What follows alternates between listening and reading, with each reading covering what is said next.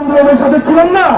আজকে যে দলই আসে, আসার পর আমাদেরকে ট্রাম্প কার্ড বানায়, যে সংখ্যালঘুরা ভালো নেই আমাদেরকে বলা হয় মালাউন।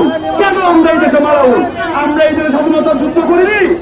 আমরা 1 কোটি হই, 10 লাখ হই, একজন হই, এই দেশে আমাদের সবার বাঁচার অধিকার আছে।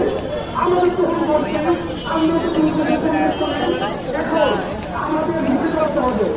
আমাদের সমস্যা, আমাদের নতুন গভর্নমেন্ট আজকে নিয়োগ আছে, আজকে আওয়ামী আছে, আজকে বিএনপি আছে। আমাদের